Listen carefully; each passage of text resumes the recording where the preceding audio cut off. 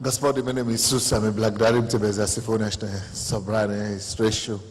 Мы просим, Господь, чтобы Ты благословил всякого, кто пришел, чтобы Ты сверхъестественно укрепил каждого в духе, в душе, в разуме, в плоти, во все направления, где мы нуждаемся, Господь, Твоей поддержки, чтобы Твоя сверхъестественная сила и благодать пришла на нас. И чтобы, Господь, мы приняли от Тебя, от Твоего лица, не просто от плоти и крови, но от Тебя, Господь. Служи нам сам, Боже, во имя Иисуса Христа. И весь народ Божий скажет Аминь. 1 Тимофея, 6 глава. 1 Тимофея, 6 глава. Если у вас проблемы с сосудами, ложите руку на себя и будьте исцелены во имя Иисуса. Особенно сосуды головы. Также, если у вас проблемы с ухом, именем Иисуса, будьте исцелены. Сосуды головы, именем Иисуса, будьте исцелены во имя Иисуса Христа. Проблемы в груди, именем Иисуса, будьте исцелены и здоровы во имя Иисуса.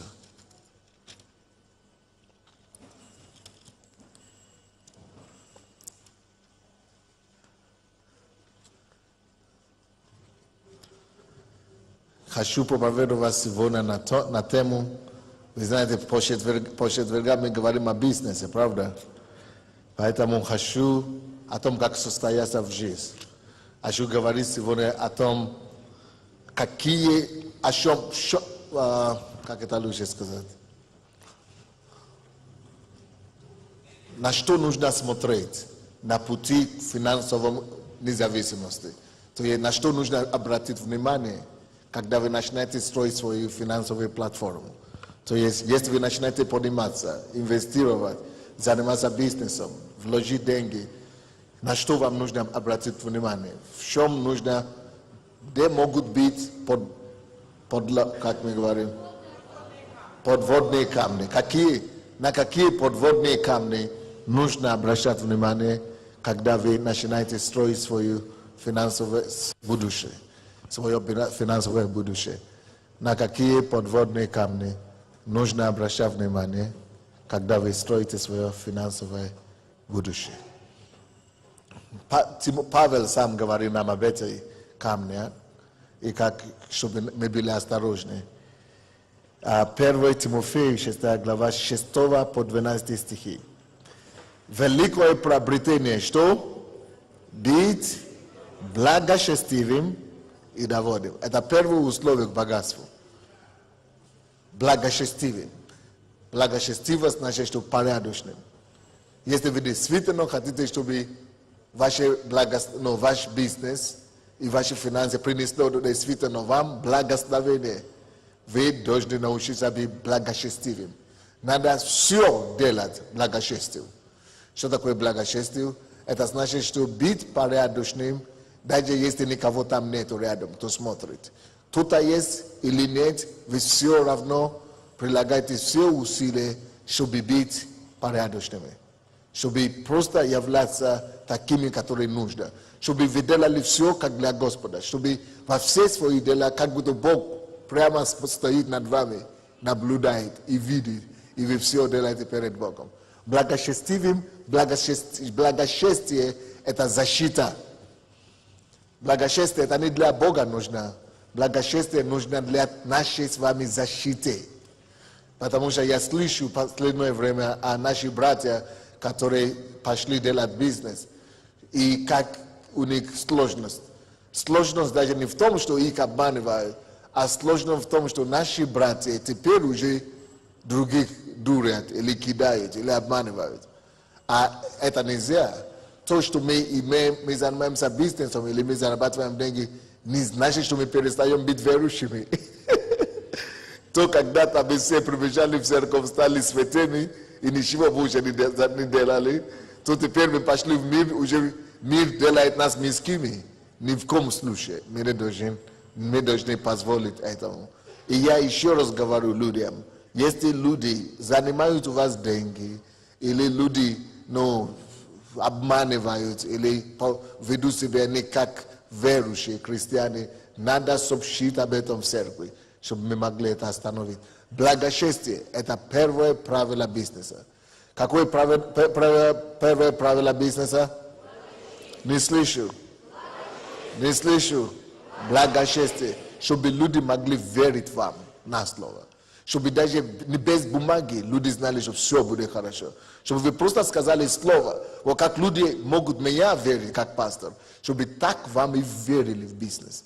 Чтобы какая разница будет между верующими бизнесменами и неверующими. Чтобы все неверующие начали нести деньги верующему бизнесмену, потому что ему можно верить. Он не подведет. Если он что-то говорит, или если он что-то делает, все, так оно и будет. Вот оно и должно отличать нас. Вот написано, что богатство неверующий придет праведникам. Да? Каким образом? А потому что праведники показывают такие уровни, такие качества, такой порядочности, что все прямо бегут к ним и несут им.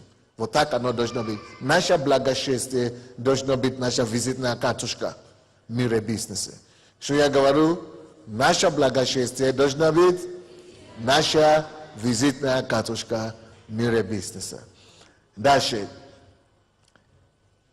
Но второе защита бизнеса, на что нужно обратить внимание, это подводные камни есть. Первое, в том, что учится хитрить, учится обыграть, учится обойти правила, учится сделать как быстрее, учится пренебрегать, положенные правила и законы, учится перепрыгнуть, учится думать, что не обойдется. Всем, может, как будто не обойдется, но не обойдется, даже с помощью Бога. Учится обойти и перейти, переиграть, это самое. Но вы знаете, как оно обычно бывает. Ты можешь его переиграть чуть-чуть, а потом он тебя поймет впереди. То есть законы, нельзя их обойти или обыграть. Законы есть законы. Законы созданы Творцом, чтобы их служили. Если вы не будете служить, чтобы их послушались. Если вы не будете слушаться этим законам, и вы нарушаете их, на самом деле вы не законы нарушаете, вы нарушаете себя, свой мир, свой покой и свою жизнь. Вы нарушаете гармонию с природой. Вы нарушаете гармонию с самим собой. То есть благочестие – это необходимое условие для спокойствия в бизнесе, для покоя. Второе, подводные камни, которые бывают в бизнесе, это жадность. Это жадность. Жадность – это одно дело зарабатывать деньги, чтобы покорить мир. Что такое бизнес? Бизнес – это сфера жизни, в которой мы входим, чтобы завоевать его, чтобы покорить мир. Покорить мир денег, покорить мир продуктов, тем, что мы приводим его послушание Божьим законам. Вот. Но что часто бывает? Часто бывает наоборот, что мы не Бога приносим туда, а мы бываем захвачены духом мамоны, духом денег. И это называется недовольство, жадность. Жадность – это когда мы начинаем быть вадимым, зависимым от денег и мысли о них, о том, чтобы зарабатывать их, о том, чтобы быстрее. Нет? Мы зарабатываем деньги, да. Но мы не носим их. Оно не носит нас, не должно. Мы зарабатываем деньги, мы покоряем их. Мы приводим их к послушанию. Вот это именно и защищает нас. Довольство. Я доволен. Я не стремлюсь иметь побольше, побыстрее, это самое. Нет, я доволен. Я вижу возможность, пользуюсь этим возможностью. Нет возможности, класс, ничего страшного, ищу возможности, но не под властью этим желанием зарабатывать, обогатеть, но побыстрее. Вот, потому что написано, как там написано, кто спешит обогатиться, тот не останется ненаказанным. Тот, кто спешит обогатиться, тот не останется ненаказанным. То есть всякая спешка в области финансов, деньгам, оно наказуемо. Оно наказуемо. Поэтому благочестие, первое, безопасное условие обогащения. Второе, безопасность. Условия безопасности с финансами – это умение быть удовлетворенным, умение быть довольным. Но это не значит, что все. Я зарабатывал $1000, теперь я уже доволен. Значит, я буду сидеть и спать, это же мне хватит. Или я заработал $1 миллион, теперь мне хватит. Я буду теперь отдохнуть. А что такое миллион? Это уже хорошо. Нет, я не об этом говорю. Довольным. Можно быть довольным и все еще продолжать зарабатывать. Потому что ты зарабатываешь не деньги, ты на самом деле зарабатываешь, как вам сказать, ты завоеваешь территорию для Господа. Ты отбираешь, это зависит от твоих подходов и твоих мыслей. Если твои мысли в том, чтобы Царство Божье распространять, вот, ты распространяешь Царство Божье, это уже как следствие, ты имеешь деньги. Ты покоряешь землю с твоими продуктами, твоими товарами, твоим качеством, твоими характеристиками. Ты распространяешь Божье благости, Божье качество, Божьи ценности. И в результате этого распространения и этого покорения земли ты имеешь определенные прибыли. То есть это совсем другое, что ты не деньги ты ищешь, ты наоборот предлагаешь лучшие продукты, и в результате того, что ты дал хорошие продукты, люди признательны тебе, поэтому ты имеешь деньги. Ты даешь хороший сервис, хорошее обслуживание, и благодаря тому, что люди благодарны тебе, что ты даешь хорошее обслуживание, благодаря этому ты имеешь деньги. То есть деньги это следствие, это то, что идет потом. То есть довольство. Довольство то, чем ты занимаешься. Довольство то, что ты прилагаешь. Довольство ты живешь довольным. Но как только жажда это начинает возникать, как только эта хашность начинает возникать, и тем более, как только что тебя начинает несет, просто чтобы лишь бы, это уже кайф, это уже драйв такой. Побольше, побыстрее, значит, ты заложник уже стал. Заложником уже стал. Поэтому, чтобы нам не быть заложниками, нужно иметь две вещи. Довольство и благочестие.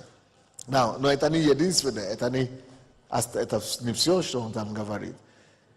Великое приобретение быть благочестивым и довольным, ибо мы ничего не принесли в мир, явно, что ничего не можем и вынести с него. То есть такое состояние всегда должно быть у нас. Представьте себе, написано, что имеющие, как не имеющие.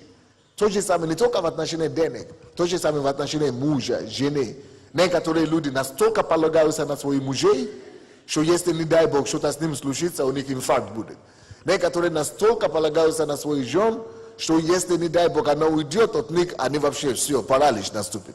Некоторые настолько детей свои обожествляют, что нет, а наоборот, Бог нас учит в чем? Что Бог наша опора, Бог наш достатка, Бог наше обеспечение, Бог наше изобилие, Бог наша жизнь, Бог наше все во всем. Мы должны настолько быть зависимы от Него, что не дай Бог, если что-то даже случится с тем, что мы имеем или владеем, мы все равно полноценные люди. Вы знаете, есть люди, которые муж умер, и они 2 года не могут выйти из депрессии. Или 3 года не могут выйти из депрессии. То же самое, об этом здесь говорит. Чтобы мы жили, как будто мы ни в чем не нуждаемся, мы только пользуемся благами этого мира. То есть, допустим, деньги, богатство, да, мы приобретаем их, мы покоряем их, мы пользуемся ими. Но чтобы никогда, еще, чтобы вы слышали, чтобы никогда мы не погружались в них, чтобы мы не были утопляемыми, чтобы мы не утопились в них. Если мы начинаем утопиться в эти все дела, крутизня туда-сюда, бежать, такая суета, она унесенным ветром будет. Она унесет нас, как вода. То есть все, поглотит так, что ты уже не можешь выплывать. Это то же самое, что человек, который не умеет плавать, и он бросается в океан. Оно тебя несет и уничтожит в конце концов. Чтобы такое не было с нами, посмотрите, какое отношение Бог нам предлагает иметь. Великое приобретение быть благочестивым и довольным, ибо надо всегда так думать, слушайте мои, чтобы никогда не быть зависимым от денег, или от славы, или от богатства. Надо так думать. Всегда думайте так, что мы ничего не принесли в этот мир, yani shiwo ni ime, yani shiwo, yani o shiwo ni zavise. Yani shiwo ni, yani sviazan ni shem. Da ya ime yu arushu mashinu, no jeste mnena da ivo ot nivo izbavisa zavta, bez problem idu dashe. Da ya ime yu arushu, što išao tam ljudi imaju. Arushu kvartiru ili arushu dom, no jeste nužda žit bez etava, kakva je raznica? Što bi negdje boli nebe lavti me v srce.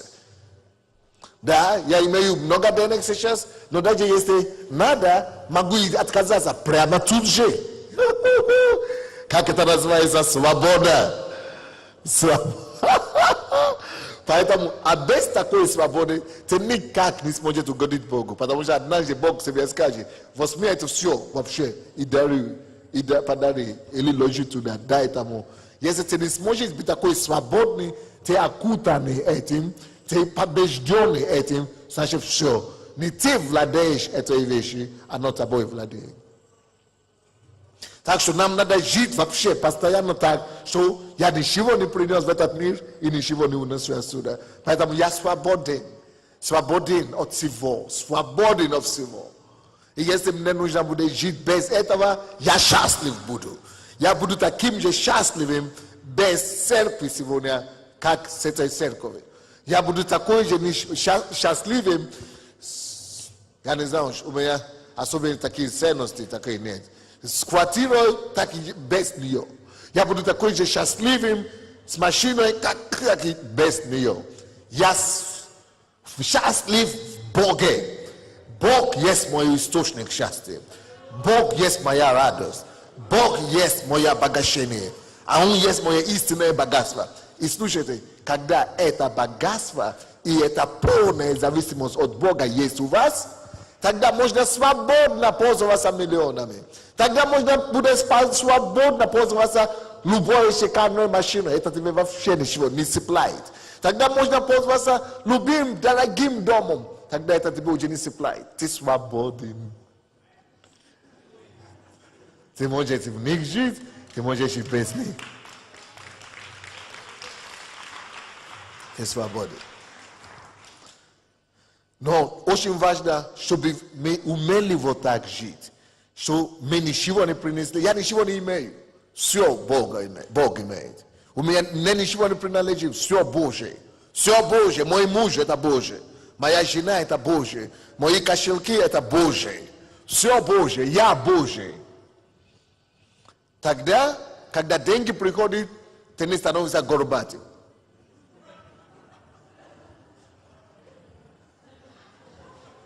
А что случилось с тобой? Заработал.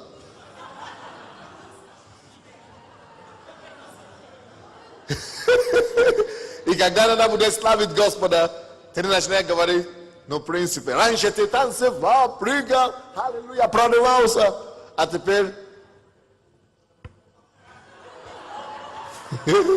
Что с тобой случилось? Я заработал. Когда ты... Это первый признак, что человек не свободен. Он движим этой вещью. Эта вещь, слава это, или деньги, это определяет его поступки. Оно на него влияет. Оно диктует ему, оно его несет. Но когда человек свободен от этого, вы начали заметить, что он начал зарабатывать миллионы. Такой же, как он был, такой же он остался. Разве это не здорово? Когда слава начинает приходить большая, он такой, как он был. Может быть, его машина, может быть, у него появилась машина или другая машина, может быть, дом. Вы даже не замечаете это. Такой, как он был, такой он остался. Господь, сделай нас такими. Потому что без такого отношения к делу, Бог не может доверять нам денег. Если мы начнем опять гнаться за деньгами, если мы начнем опять быть зависимыми или управляемыми этими вещами мирскими, тогда мы ничем не отличаемся от тех, от которых Господь хочет собрать это все дело. Так что вот есть такие подводные камни, или есть такие вот, на что нужно обратить внимание и быть осторожным. Я это уже проповедовал, в принципе. Я это написал в книге «Как стать богатым без слез».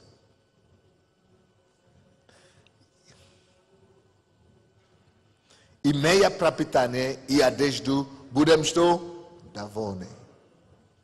Будем довольны тем. Умение быть довольным – это потрясающее приобретение. Обратите внимание на то, что Бог называет приобретением. Он не машину называет приобретением. Не дом называет приобретением. Потому что в наше понятие великое приобретение или большое приобретение, это значит, о Боже, бижутерию накупил. Или какой там золото подарил. Не подарили. Нет? Или какой дом получил. Какое приобретение. Нет, тут приобретение говорит, что самое настоящее приобретение даже не эти вещи. Умение быть довольным. Вот настоящее приобретение. Я сейчас говорю это, я чувствую, как у вас прямо душа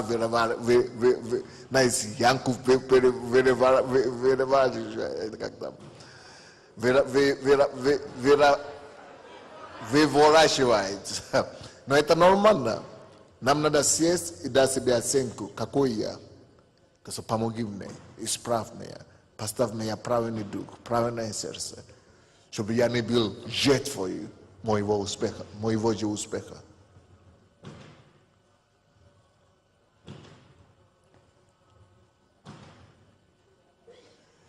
Итак, то, что покушает больше всего на успех и на благословение Божие, это поход. Поход по деньгам, поход по вещам, поход по славе. Вот поход, желание обладать и наслаждаться этим. Нет, Бог должен быть нашим наслаждением. Даже если это уже приходит, она уже не дает. Это уже не твой источник восхищения, наслаждения. Что вот это, какой у меня крутой, какой у меня это. Вот это самый первый номер один враг всякому успеху. И это тоже есть враг плану Божьего. Поход. Поход плоти, поход ушей и гордость житейская.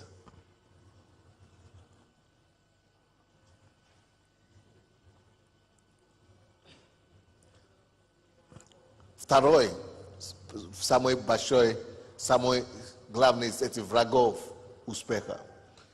Поход. Почему поход? Как поход работает? Как только что деньги начинают приходить, первый поход, который приходит, это поход плоти.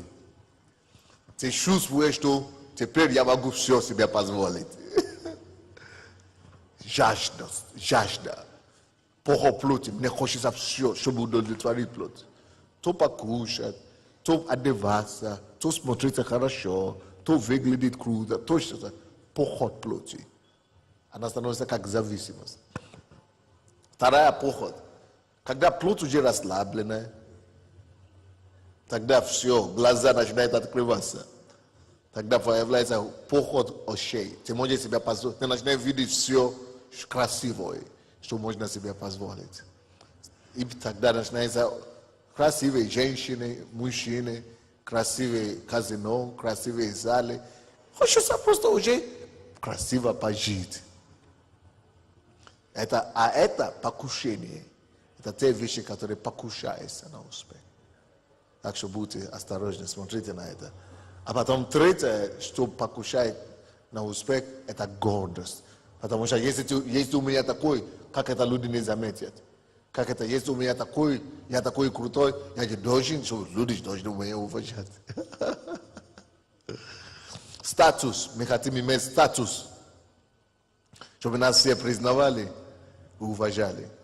От этого надо быть тоже осторожным.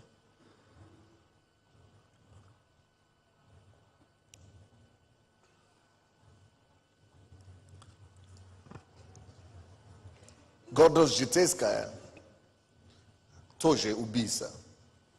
Потому что за гордость что идет? Падение. Гордость что? Предшествует падение. А смирение, наоборот, что дает? Восхищение. Если человек постоянно сокрушается, смиряется, у него восхищение наоборот. Что такое похоть? Похоть вообще-то это любовь тоже. Вот похоть и любовь очень близко связаны. Иногда некоторые люди даже очень не знают разницу, очень тяжело различать, где похоть и любовь. Похоть и любовь, но близнецы. Только они противоречат друг другу. Похоть, давайте я вам по-другому скажу. Похоть это любовь, только извращенная. Или по-другому давайте скажем.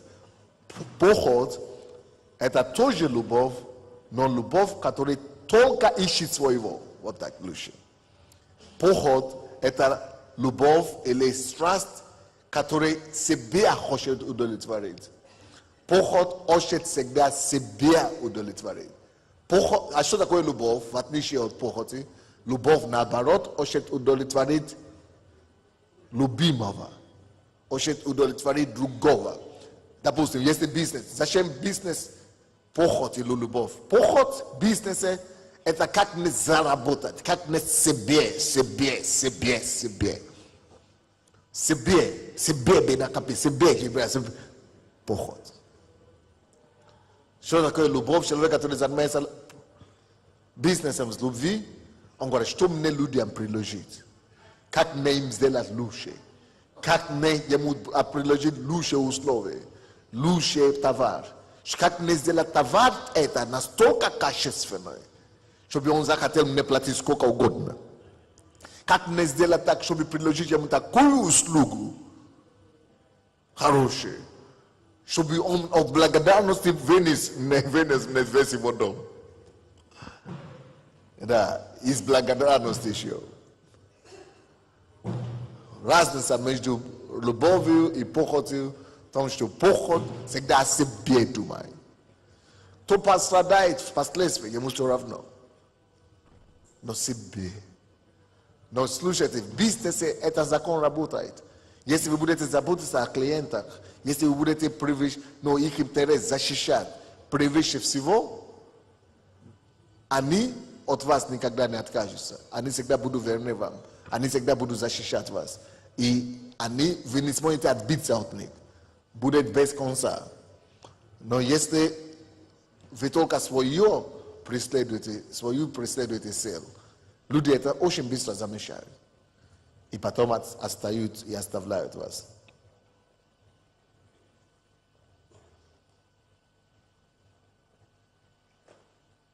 Итак, любовь – это человек, который хочет делать другому хорошо за счет себя.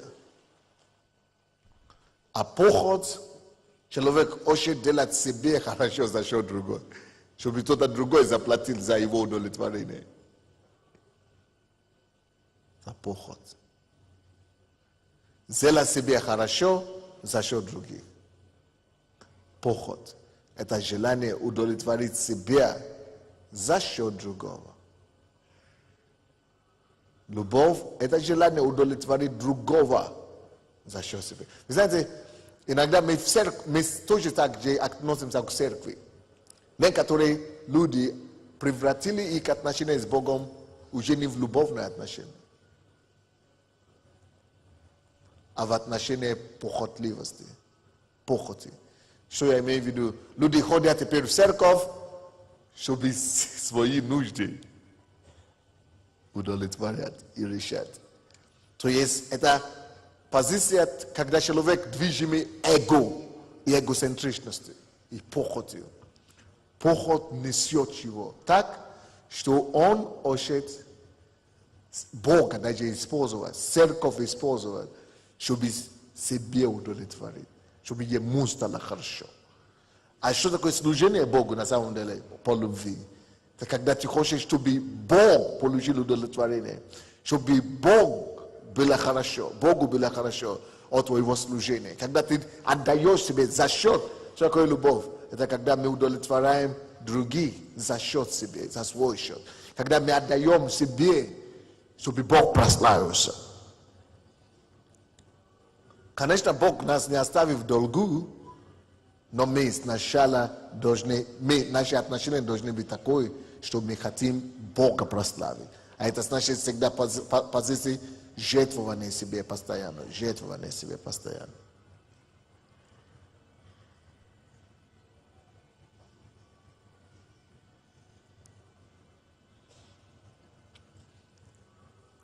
Когда вас несет страсть в бизнесе, вы не контролируете, вы не думаете хорошо. Вы только думаете быстро, поверхностно. Вы не думаете, как это повлияет на того, а как это на это повлияет. Чем это закончится. Но когда вам двигается любовью, вы сначала думаете о том, чем это закончится. Для людей, для ближнего.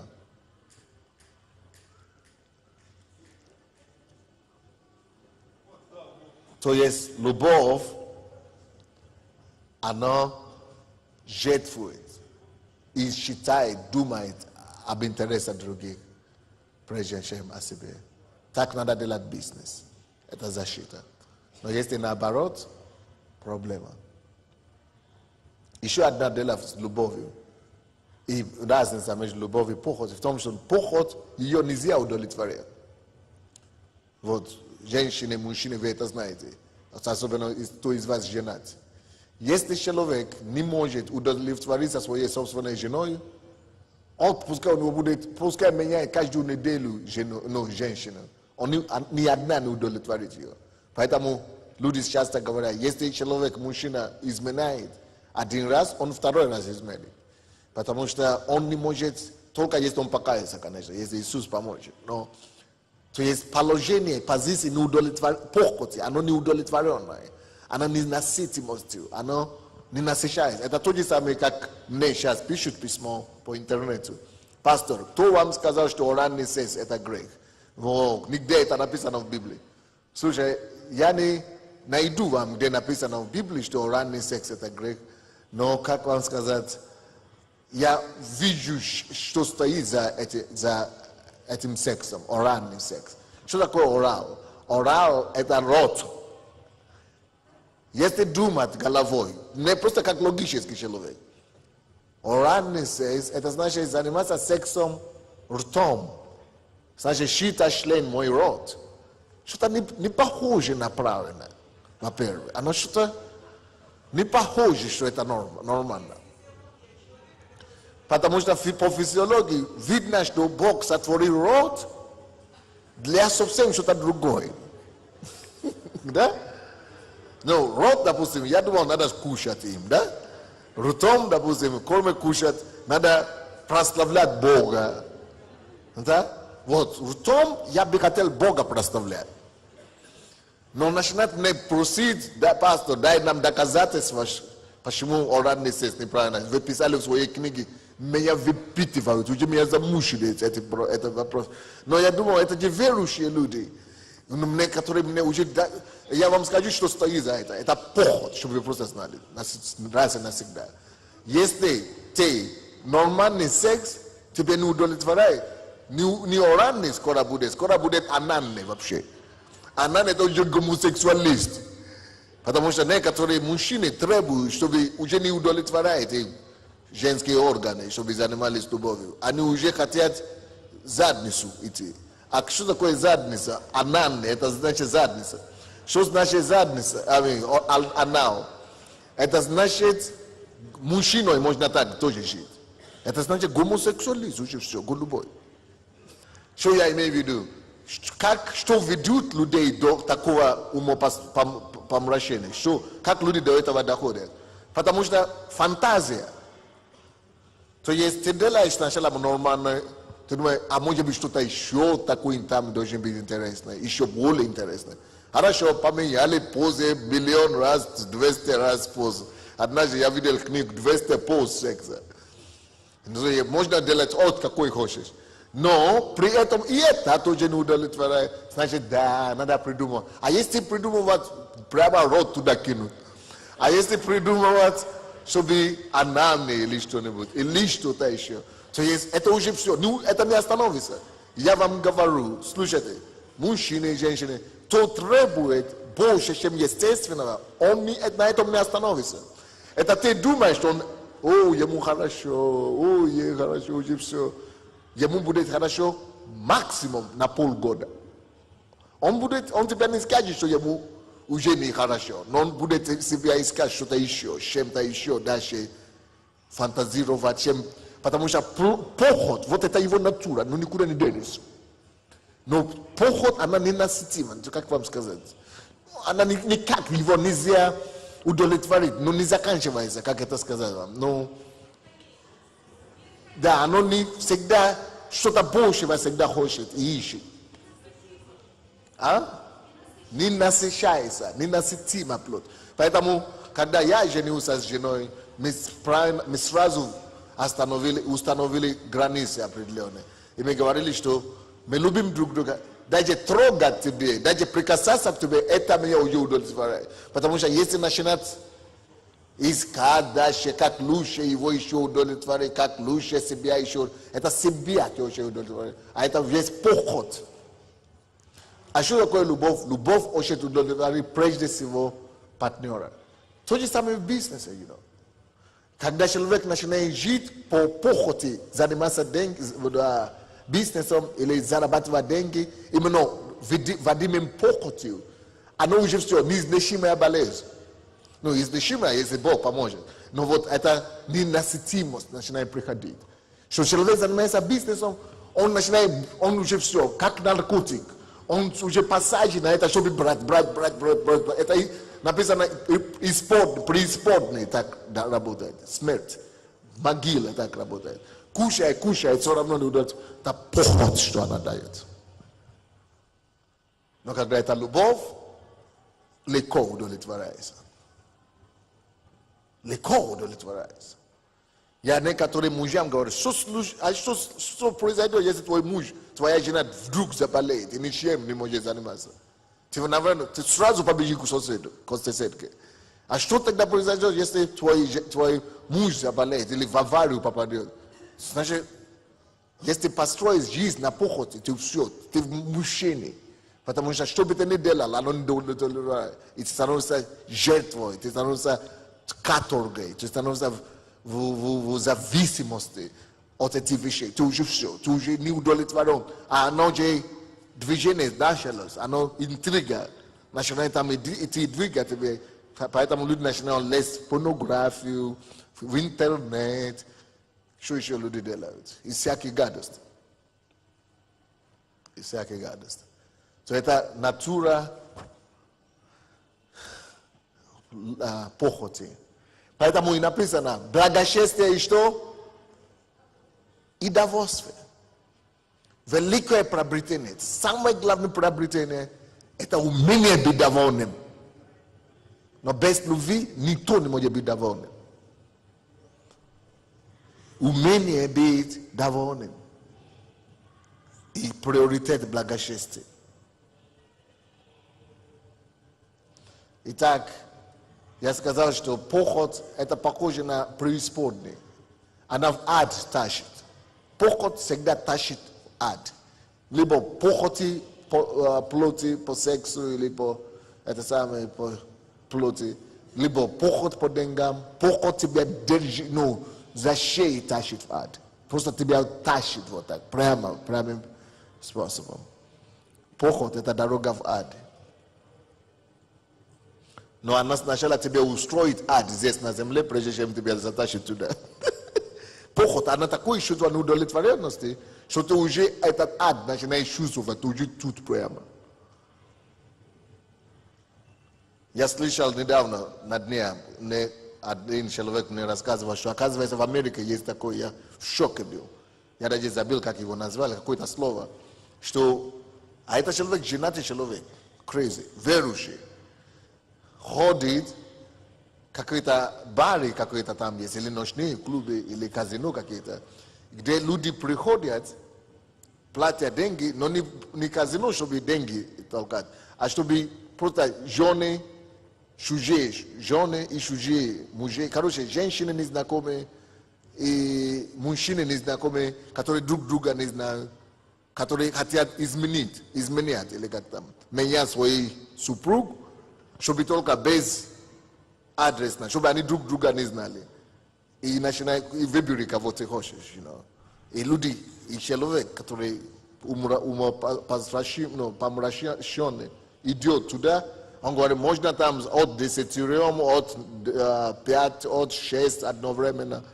И все они женаты, и они туда идут, чтобы себя снимать. Поход снимать. А это не снимется.